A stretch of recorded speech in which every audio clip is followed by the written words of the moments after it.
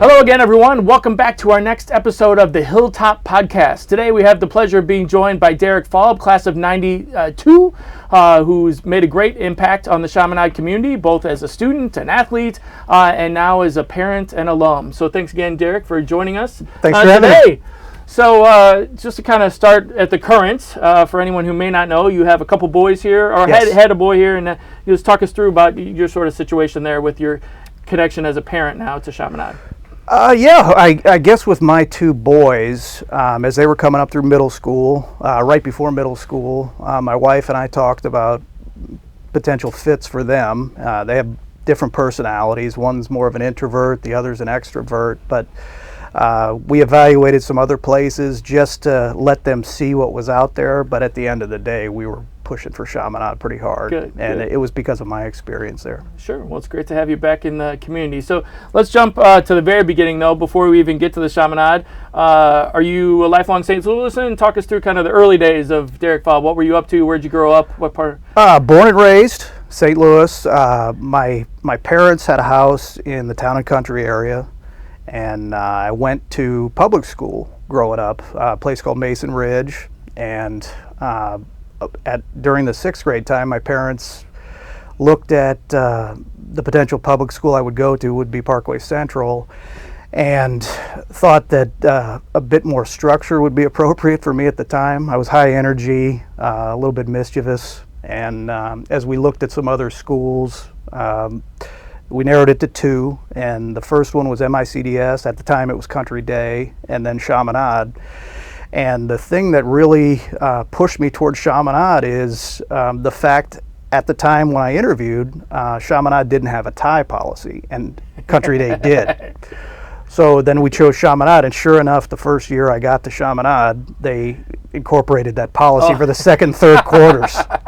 But it's the best decision I ever made. My best decision my parents made for sure, and the investment was well worth it. Good. What was early life like for you? Were you an athlete, I assume, at that point in time? What were you interested in there? And what would your parents do? Kind of talk us through what family life was like. My dad was a personal injury lawyer, and my mother was an engineer, but then she was given the opportunity to relocate to Alabama somewhere and decided that she just wanted to stay home instead.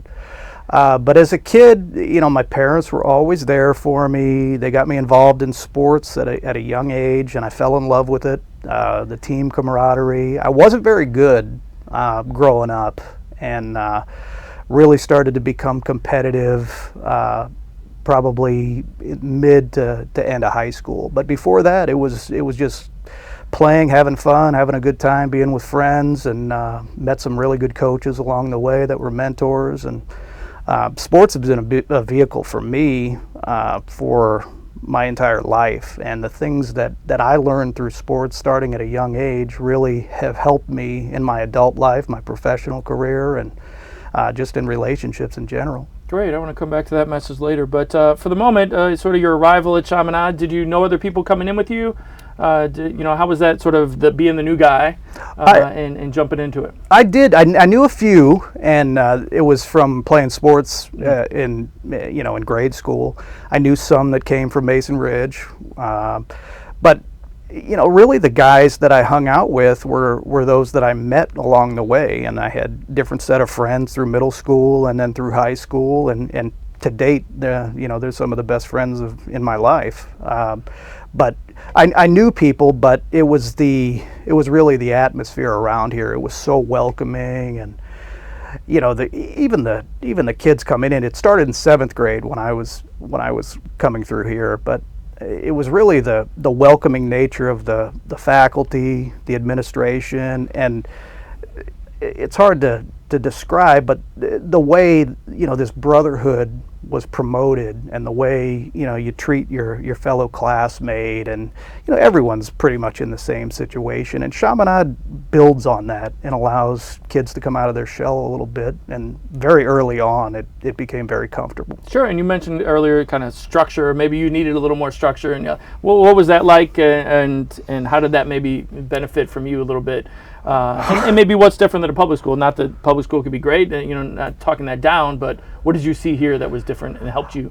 I didn't really see it. I experienced it, and I don't know how how far down the rat hole you want to go, but I felt some corporal punishment along the way. All right, sure. You know, the introduction I got to it was, which contrasted my grade school experience, was in grade school I was a rambunctious kid and disrespectful, and you know, teachers would send me to the principal's office, or they would, you know, label me as a problem and ignore me and didn't really take an interest in me. At Chaminade, when I stepped in, I was the same way, and there were teachers that disciplined me as my parents would have disciplined me, and pretty soon I realized I can't act a certain way, and I need to show respect for the faculty, and I can't go around bothering other kids, and you know, today it'd probably be labeled ADD or whatnot, but you know, everything I did at the time, I felt they're picking on me. Why are they? And over time, I realized, hey, they're teaching me how to behave. They're teaching me how to act. And you know, as you evolve from middle school to high school, it's all around the slogan "Est Ovir." They're teaching me how to be a man and how to enter, you know, the next stage of my life and beyond, with these principles and with these lessons as to how to really act and how to treat others and what to prioritize. And you know, it took me a few years to finally get that down, but you know, once I left Chaminade, I really started to understand the value of what it gave me. And who are some of those, to get specific, who are some of those teachers that taught you those lessons, or that stood out as mentors, or names that people might recognize in our audience that have been around or were around for a long time? The number one person was Father Ralph Seifert, and I have so many stories about him, but he saw something in me that no one else did at the time, and I was often in his office, and instead of punishing me or chastising me for my behavior, he tried to understand me. And there were several times I probably should have been kicked out of the school. I did some things that are not acceptable, and today would probably call it canceled. But Father Ralph took me under his wing, protected me, candidly, and by doing that, you know, as I got a little older in my life, I wanted to repay him for what he did for me. And you know, there were I had coaches like Coach Borkowski in football, Coach McKim in basketball, Coach Ingert in baseball. You know, there's still guys that are around that were part of the baseball coaching staff and the football coaching staff. Wibbenmeyer was one, Coach Thoreau, Coach Massa, a lot of guys that saw through kind of the facade and the mischievous nature of my existence at the time, and saw somebody with potential and helped cultivate that and teach me some lessons along the way. Sure.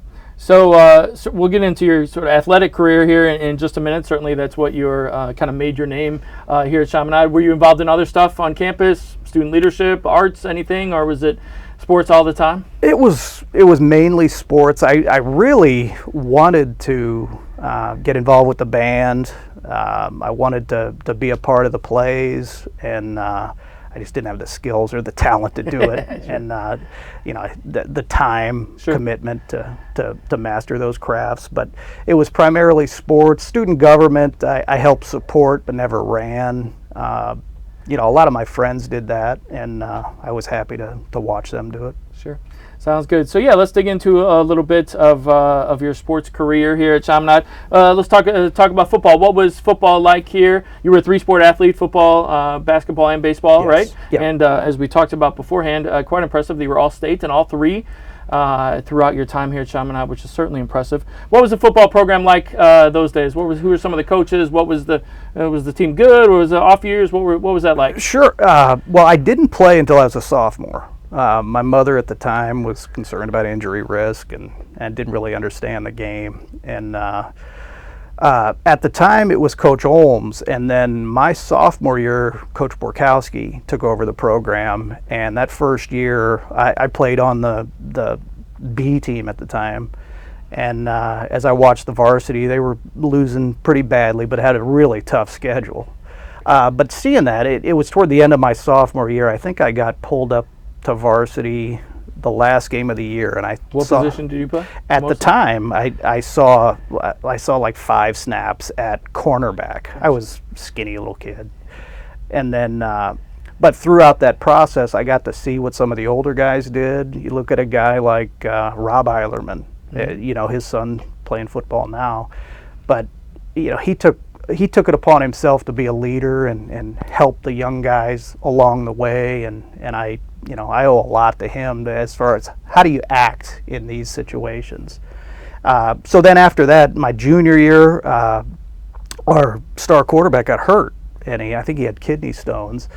So they threw me into the quarterback position, and I was used to playing baseball, didn't know how to throw a football, and the first pass I made, I think in practice, I skipped, and the second pass was just terrible, and but I could run. And so that year, the first couple of games, we spent most of my time doing the triple option, the wishbone, and I was running it pretty well. If you remember back in the day, the old Colorado and Nebraska and Oklahoma. Right. So I watched them on Saturdays and tried to figure out how to maneuver the triple option. But then we also had the run and shoot where we spread everyone out and threw it. And by the end of the year, I'd kind of figured it out, and we were pretty successful. And then my senior year, our quarterback came back healthy, and then the coach put me at a variety of places: running back, receiver, kind of a hybrid defensive back linebacker. And then I also got to kick and punt and return kick. Jack of all trades. Well, it's a different world back then compared to now. But I had a blast, and I always say, I got to experience a lot of the sports, but I'm so happy my sons gravitated toward football, because I really believe that's the ultimate team game, and the lessons you learn from the physicality to everyone having to coordinate on the field and having 11 guys do what they're supposed to do, or the play breaks down, or the film study. There just so much went into it. The discipline, the hot summers, the weightlifting in the off season. I always thought that when I look back at all the sports I played, I always thought football is really a microcosm of life, and so I'm glad they pursued it. And as we'll talk about in a little bit, you went on to play baseball and basketball in college. Did you have any interest in playing football, or was there any interest in maybe pursuing that path? I did. Yeah, it was surprising at the time. It was during the season. If it were football season, I loved football. You were all in. And then, so I had the opportunity. Not a whole lot of opportunities to play Division I football. But I got an offer to play for Southern Methodist University at the time down in Dallas, and that was the only Division I school that really committed. I had opportunities they call it preferred walk-on now, but I had opportunities to walk on at some of the big schools like a Mizzou, Illinois, Ohio State. But SMU is the only major program at the time. But they were coming off the death penalty, that was so now they kind of took the scraps. Gotcha. So I looked at that, and I realized how physical it would be, and I realized going to Dallas would be a long way from home, and I was fortunate enough to have opportunities in other sports. So once that dissipated, the other school at the time was Division II. It's Truman now, but it was Northeast Missouri State, and that was a really intriguing opportunity. But again, Kirksville, I didn't have a huge interest in going up there. And then once I hit basketball season, I was all in on basketball. I was getting recruited a little bit in basketball, and then once baseball season hit, I got recruited. So it was just moving along the way, and I didn't commit until the summer all the way till the end before school started. So gotcha. So yeah, let's jump into baseball then a little bit. Certainly, as we talked about with Coach Engert a few episodes ago, you were a part of a very successful team here, one of the most successful teams ever in the state history of being undefeated, state champion 1992. before we get even to that specific team, what were some of your early years like in terms of Chaminade baseball? Did you play varsity from the top? What positions did you play? Things like that. No, I played very competitive baseball growing up. So that was probably the sport that I was most successful in. I was a good player, but I got the experience playing high level competitive baseball. And then when I was a freshman, I played freshman baseball. And when I was a sophomore, I played sophomore baseball up until the end of the year. I think I got called up for the end of the season, got in a couple of games, and that was it. But then, what I learned going through that process was a lot of the guys that I played with on the junior varsity and the freshman team, those guys elevated junior year and then senior year and became critical components to that team. And junior year we learned a lot. We were a really good team sophomore year, but lost in the districts to a Parkway West team that I think ended up winning it all. Then junior year we played Lafayette in districts and just ran into a really good pitcher and he got us.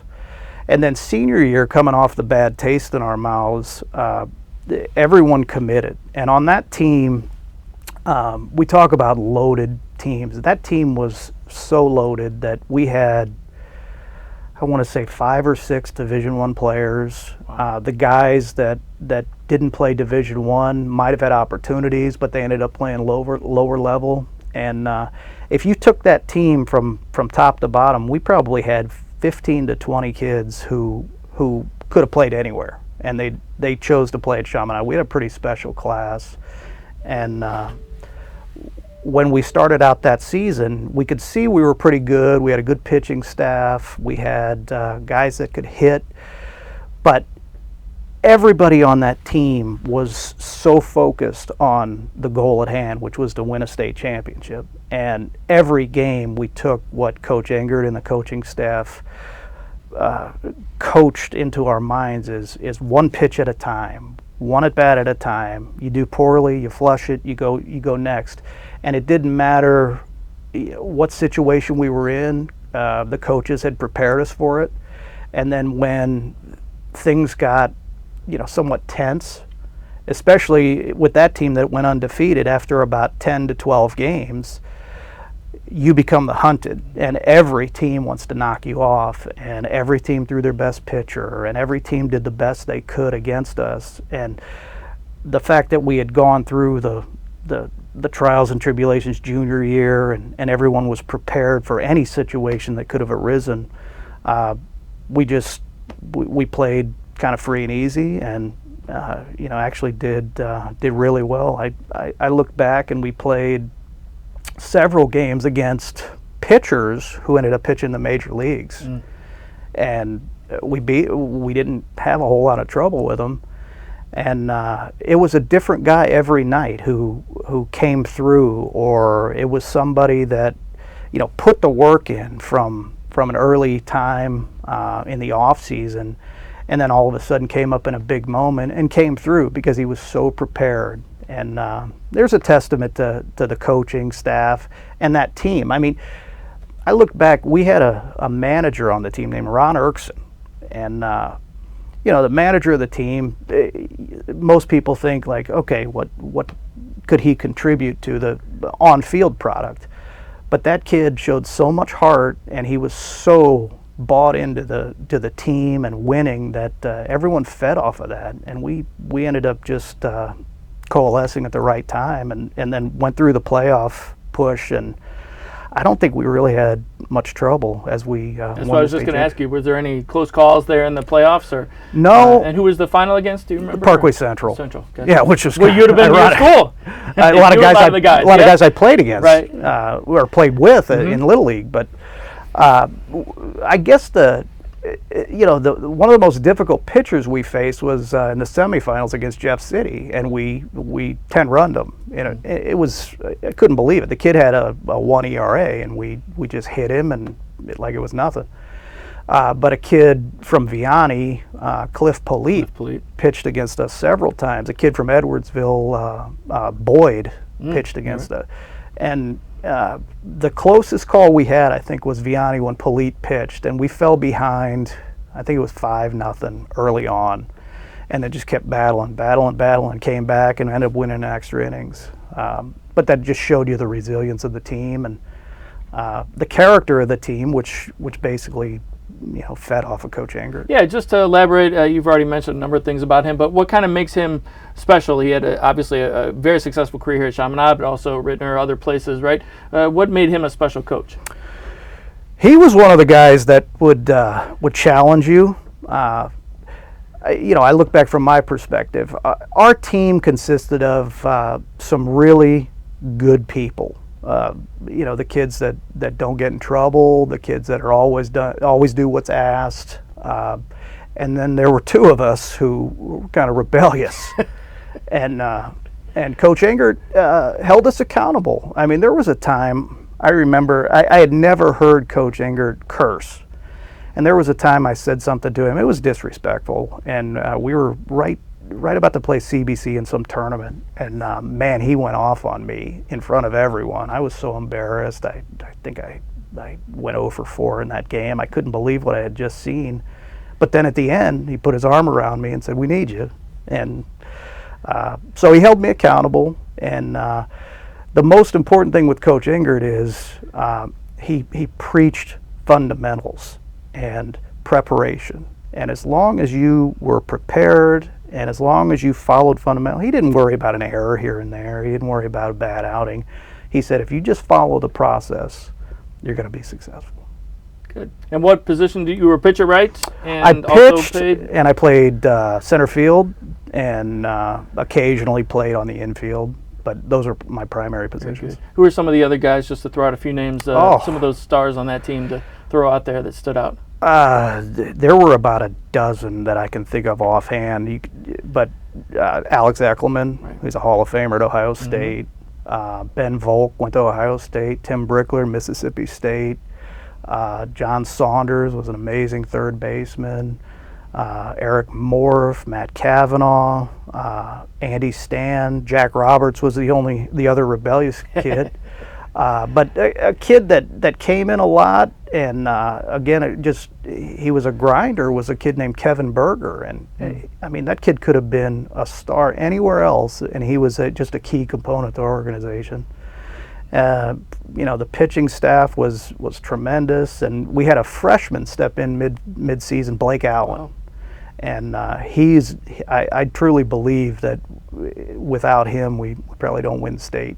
He cemented that team quite a bit. Yeah. Especially at that time, as you were saying, Coach Engert mentioned the fact that he sort of usually wanted people to earn their stripes, right, and sort of move up through the things. For a freshman to jump in, it must have been very exceptional. He stepped in. He turned out to be a phenomenal athlete, but he stepped in, a senior-laden team. He wasn't intimidated, and I believe in the state championship, he had a huge hit, and it was impressive to see him grow from that point forward. Good deal. Now let's switch off to your other sports, basketball. I pulled a few stats, if you don't mind here. I went to the record holders here, littered all over the record. 6th in total points, 9th in all-time three-point field goal percentage, 4th in three-point percentage field goal, 2nd all-time in steals.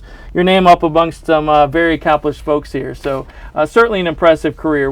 Talk us through again, kind of the early years of your basketball time here. Sure. Before we get to some of your, sort of the end of your time at Chaminade. Did you played on a lower level right away, or did you? I did. Were you jump up to the top? I did. And being among those names is kind of embarrassing. Things have changed, but at the time it was a different game, and it was more of an outside-in game. So the three-pointer was kind of new to the high school level, and I just happened to capitalize on that. But starting out in grade school, I was a kid at CYC basketball who was on the B team in 5th grade and 6th grade. And then it just so happened that my coach at the time, finally when the teams merged, my coach at the time used to play at St. Louis U. He was a star when St. Louis U won the national championship, or finished second in the national, whatever it was, in the late 40s, I think. But his son was a superstar. And then we had Rich Grauer's son, who was a star. and we had other kids who had been playing since third, fourth, and then I step in and I'm the try-hard kid and get some rebounds. But I learned how to play within a team concept and defer to other guys who were more skilled. And then through 8th grade, we had I don't think we lost a game in CYC, and we played in some other tournaments. And then freshman year, I got here, and finally it was like, okay, I don't have to necessarily defer to anybody else. And at the time, it was Coach Ebert, which I'm not sure where he is this day, but it was on the C team. And I remember we talk about some of my indiscretions. I didn't get to play my first 2 games for behavioral issues. So I had one more shot, and at the time, I could have never played basketball. So I had to amend my behavior quite a bit. Well, then finally I was itching so much to play that first game as a freshman, came out and did really well, and then started building confidence and scoring a lot of points. Well, then the next year was my sophomore year, and I went out for varsity to see if I could make it. And I was behind several guys who ended up getting injured. I made the team, but I was probably going to be a backup. Some guys got injured, and then the first game, it was the Pattonville tournament. The first game, I was so nervous that I don't think I scored a point, and probably turned it over a few times.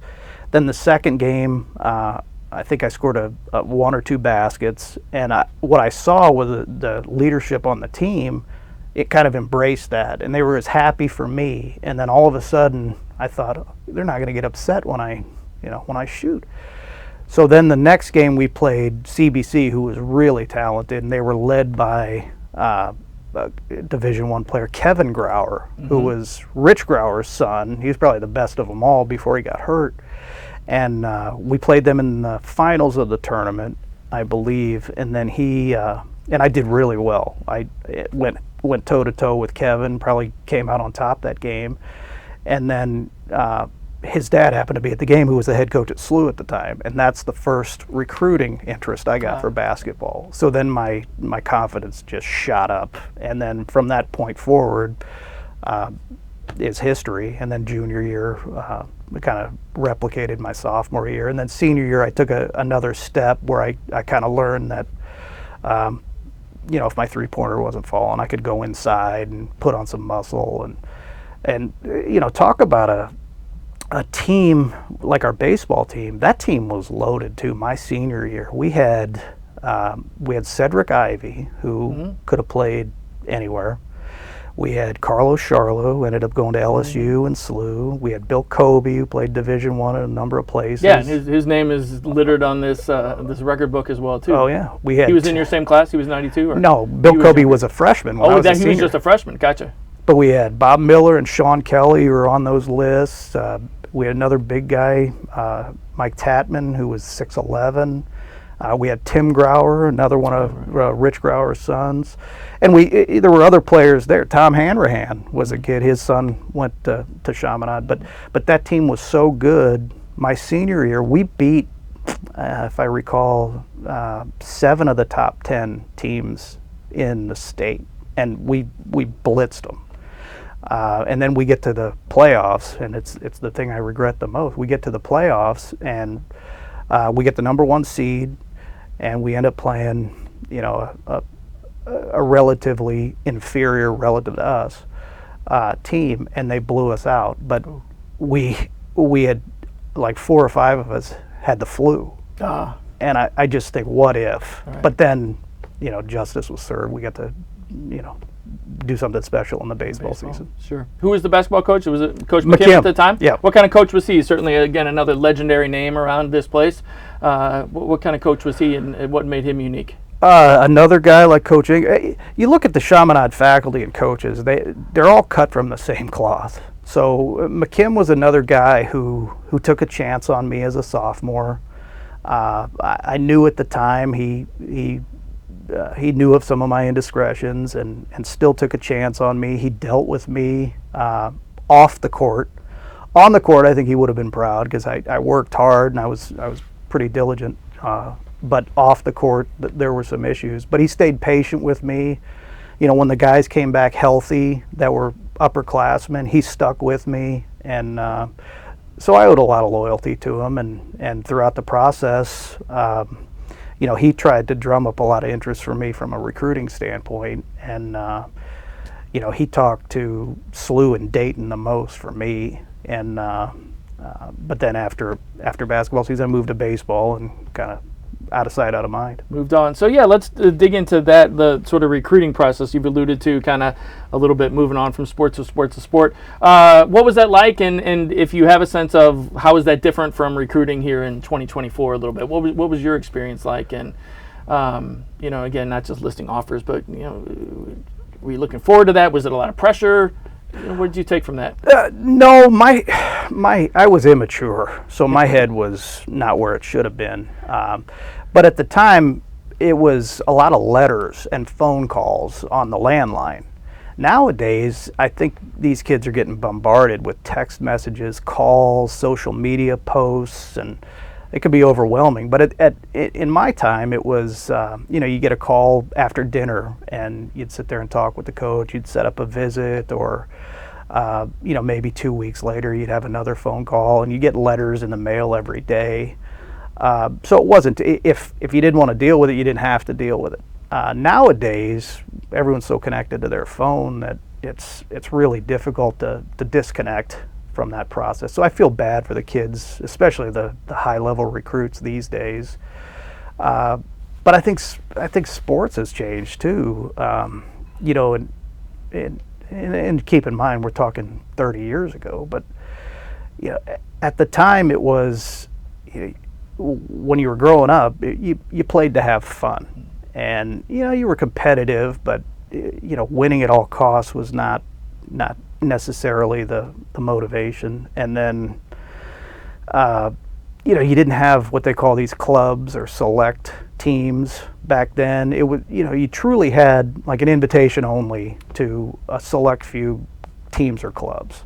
Nowadays, everyone's involved. At the time, my parents were not really involved. They watched and they acted as the parents did in the time, but now parents are so much more involved, and I'm guilty of it too. But these poor kids, it seems, have to specialize so early now, and it's so competitive especially at the MCC where Chaminade is in, that it'd be really hard now for a kid to play multiple sports and succeed in multiple sports, because in the off season you got to focus on your primary sport. Especially all three. I mean, I think around here now we see people maybe playing two. Right. That's kind of the most, right? Especially on a very successful level too. Matt Irving, one of our football players now, playing a very successful football player and basketball player. So there's some instances, but yeah, it's definitely harder. Absolutely, it's rare, and Madden's an exceptional athlete, but. Some of these basketball players, for example, or lacrosse players or soccer players, they could probably play other sports and be successful, but there's that fear of missing out, or there's that fear that somebody's going to pass me if I dedicate any time to another sport. And that, I understand, but it's disappointing, because you could see a kid, a couple of kids on the basketball team now could step on the football field and probably dominate. Right. And you talk about a future. Some of these kids are getting, college offers that probably aren't as glamorous as they had hoped. They could probably step on the football field and get the most glamorous of offers, just due to size and athletic ability. So you ended up at SLU. Yes. That ended up to be your choice. Why did that stand out? You did end up playing basketball and baseball there. Yes. Was that the reason, or one of the main reasons? Take us through your college decision a little bit. It was part of the reason. One, I'm a homebody, so I wanted to stay near mom and dad, and I like the familiarity and the structure. And you put me at a place like Florida State or whatnot, and that's probably not a good recipe for success. But I had an opportunity at the time. Rich Grauer was the basketball coach, and I had been to his camps and been recruited by him. Really, he was the first one to start recruiting me in basketball. So I always thought of that as a fallback opportunity. And then when the baseball coach reached out to play, and gave me his vision of the program and told me what I could do, I thought, well, maybe it's an opportunity I could do both, and I'd like to continue that, not understanding the commitment and the college athlete experience. So then right after I had decided to attend SLU, Coach Grauer was removed, and then Coach Spoonhour was brought in, and he at the time hadn't recruited me down, because he was down at Southwest Missouri State, which is now Missouri State. He hadn't recruited me, but his assistant had known of me. So then he reached out and said, hey, we're bringing in these guys. I understand you have a baseball opportunity. What do you think about walking on the team? And I said, sure, let me think about it, and ultimately decided to do it. It was the best decision I ever made. And it was, those were some fun times for SLU basketball, and some of the friendships I developed with that team were lifelong. I still talk to those guys. Yeah, if you're a St. Louis sports fan, those the Spoonball days, the Charlie Spoonhour days was SLU basketball was equal to the Cardinals or the Blues or whoever, right? That you were celebrities around town. Take us into any fun stories or interesting stories or memories from those days of getting to play very high level basketball, but nationally prominent basketball. Oh, absolutely. Well, Coach Spoonhour was a personality himself, so it's surprisingly a relatively small, older coach. He was like a rock star, and when the team started doing really well, and we were bringing in 18, 20,000 fans to the old arena, you could go around town and people would buy your meals, and people would ask for autographs, even guys like me, and but then it got really wild when we had reached the point where I think we were ranked in the top 15. I think we were 14th in the country, undefeated. I think we were 15-0, and we had a transfer come in from UNLV when those running Rebel teams were so explosive, and then we had some local legends like a Scott Highmark, Erwin Claggett, who's coaching at SLU now, and then brought in some other JUCO guys. And again, that was a team that it was scrappy, hit a lot of three-pointers, played man-to-man defense, and just competed really hard. So St. Louis, kind of the lunch pail type fandom, really embraced the team. But some of the other stories I could tell you about, road trips, and this one teammate of mine, he had a lot of connections in every city we played, and it was all kinds of connections. Yeah, a lot of connections, and he was a heartthrob, so he had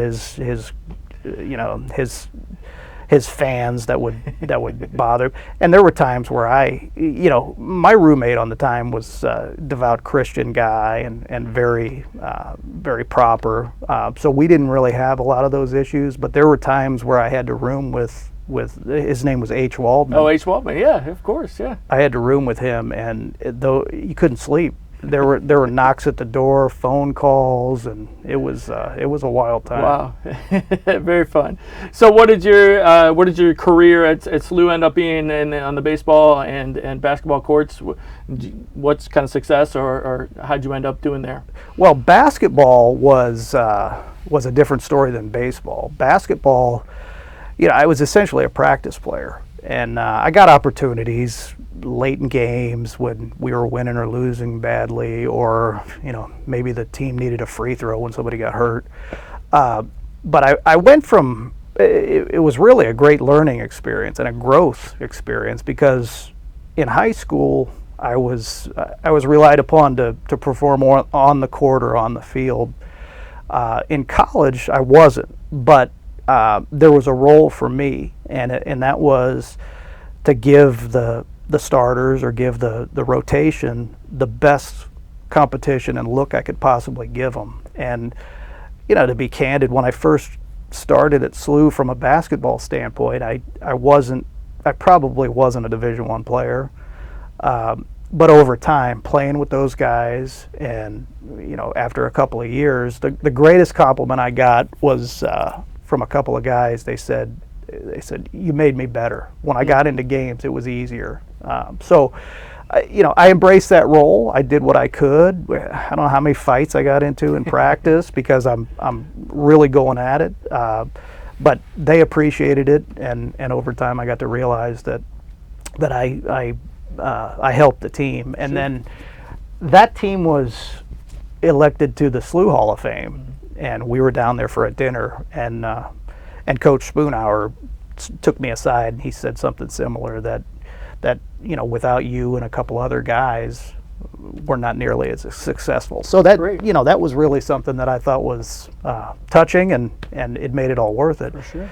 Baseball was a different story because I stepped right in my freshman year, and although I played center field and pitched, I stepped right in and started at third base. Oh, wow. And it was overlap from the basketball season, so I didn't get the preseason, and I didn't get the early part of the season.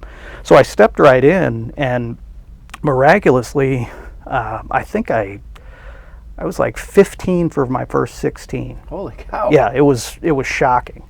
I ended up hitting like 330 that year, so you can see how far it came down. But still, that's pretty darn good as a freshman. Yeah, so it wasn't easy, but it was a much smoother process. And then I got to pitch a little bit in relief, and it just the level of competition wasn't as challenging as it was in basketball. But then, just like anything with baseball, I've been playing since I was 5, kind of burnt out on it, and then liked the glamour of the basketball, so then I kind of gravitated toward the basketball, even though I was, a practice player more than anything. Gotcha. So after SLU, what's next steps for you? You went to law school, is that right?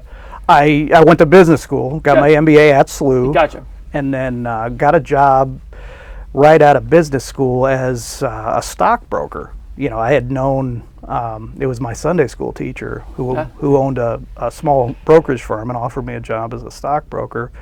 And then I met one of the greatest guys, one of the greatest mentors in my life, who was a former Wall Street investment banker. And he headed up the investment banking department at Lehman Brothers and then at A.G. Edwards.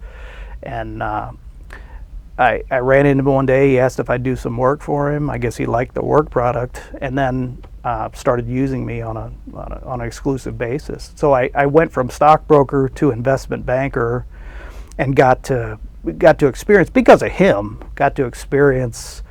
all kinds of transactions and advisory relationships, ranging from the biggest companies in the world to some small local companies. And in a matter of working with him for 10 years, I probably got 20 to 30 years of experience. And it was a grind, don't get me wrong. The investment banking and the financial world can be challenging, but I learned so much from that whole part of my career, and then leveraged that because one of my clients was my current employer. So I went from advising my current employer in more of a strategic planning standpoint to being employed there as a treasurer, and then ultimately a CFO, and then ultimately now a CEO. So tell us a little bit about what your company does, and talking about it off camera, we're a little over my head, but break it down for us. What do you do, and how are you impacting the business world? It pretty much goes over my head, but I hope not. No, I work at a company called CIC Group, and it's a holding company, so it's more or less the administration and management piece of a portfolio of companies throughout the world. We have basically 2 lines of business. The first one, we have hundreds of engineers, and we design and supply huge equipment at major power plants. And this equipment kind of makes the power plants more efficient. So you take the design and the thermal heat transfer expertise that we have, and we're able to leverage that very few companies can do.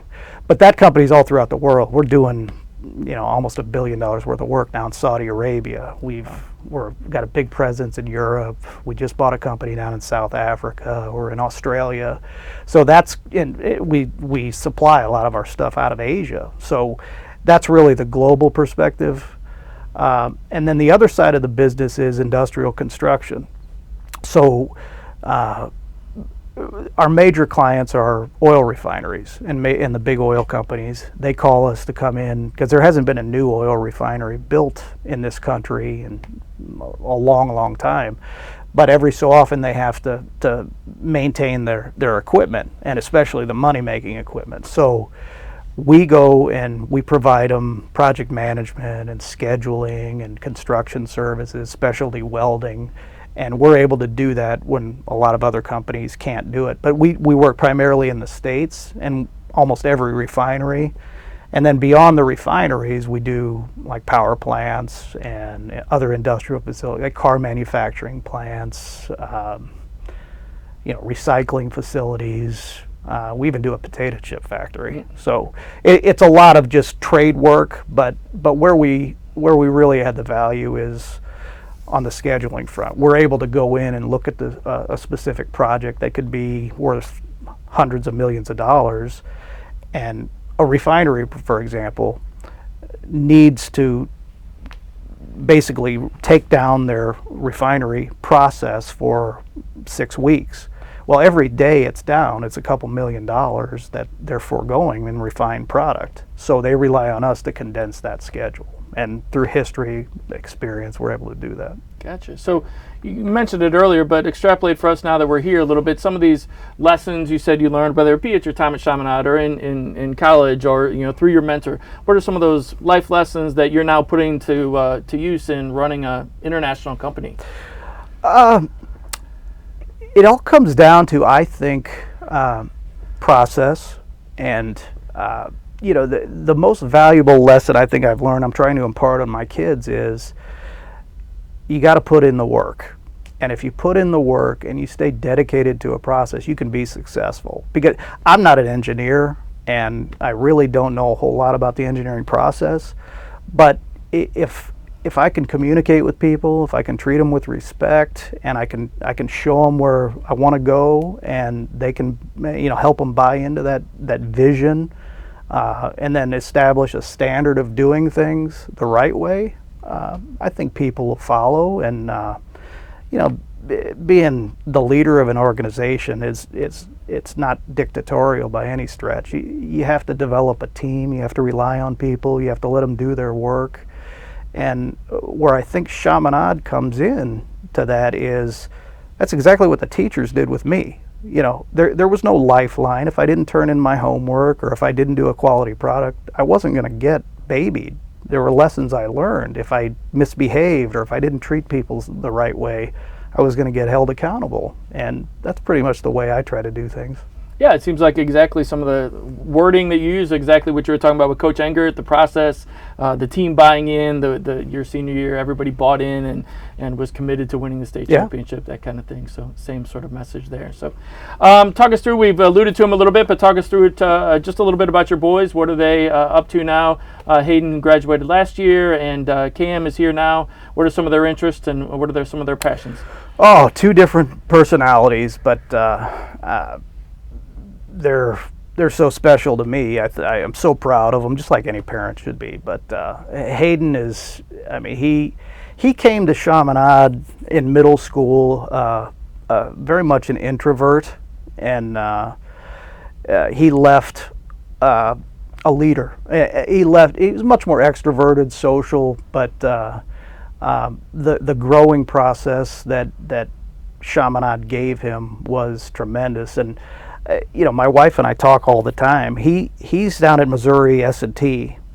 He got the highest academic scholarship there that he could get, and he's flourishing socially, academically. And the last thing I thought Hayden would be is a fraternity person, and he's joined a fraternity, and he seems to be loving the whole life. He doesn't text me or call me or anything, so I think he's doing all right. I got the same thing with my son in college too. So exactly, we get one-word text or maybe if that. So, but I attribute his growth to two things: Chaminade during the day, football after school. And with football, a lot of the lessons that he learned, and my wife and I have talked about it, without Chaminade, he's a different person. And particularly the way the faculty treated him and the way Coach Torrey and his staff treated him, they did almost everything we would have done as parents, but they cared about him. That's the part that we saw. They actually cared about his success. They cared that he'd come out of his shell, and they cared that he was successful academically, but also learning the right things and putting in the work athletically. So, again, different personality, but my other son, Cam, same thing. He's enjoying the benefits of Chaminade during the day, football at night, but he's much more extroverted. So he's a kid that high energy, but deep down they're both, as I say, cut from the same cloth. They're both hard workers. They're pretty diligent kids. They're personable kids. They've got some leadership qualities. So, I think with the support of Chaminade, I think they're going to be successful. Good. Well, back to kind of wrap things up, we always touch on the last question for our guest is related to our school motto, Esto Vir.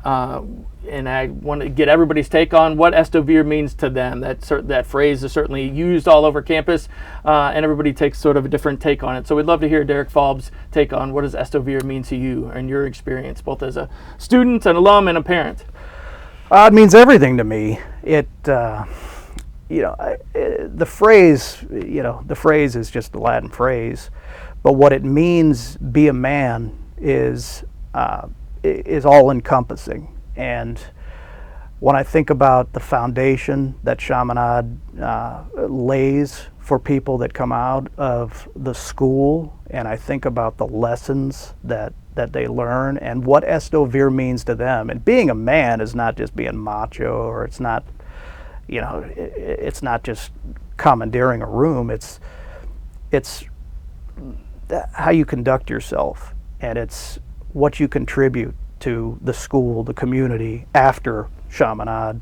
And it's why so many people from Chaminade, the graduates, are successful. They go on to the world and they've learned how to be a man. And they've learned, that Chaminade's a special community, and it offers things like support and mentorship and these other, what I would call non-academic lessons along the way that totally prepare you for the world after high school. Other schools don't do that. I hire them, I work with them, and it's that community, it's that what I call brotherhood.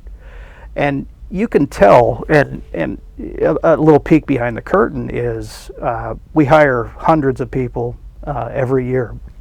And there are certain things that are flagged in resumes. And a high school degree or diploma from Chaminade is one where people gravitate toward. They say, okay, I know he's built the right way. Now let's see if he has the other skills.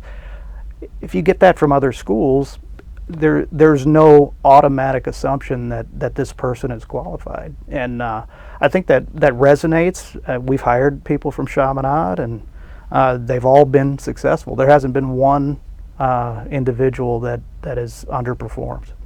Good. Well, thanks again for joining us, and I guess we have MSCDS's tie policy to thank you for your presence here and your family's continued presence here. So thanks for all you've done for the Chaminade community and all you continue to do, and for joining us today. So likewise. Thank you guys in the audience as well for joining us, and stay tuned for further episodes from the Hilltop.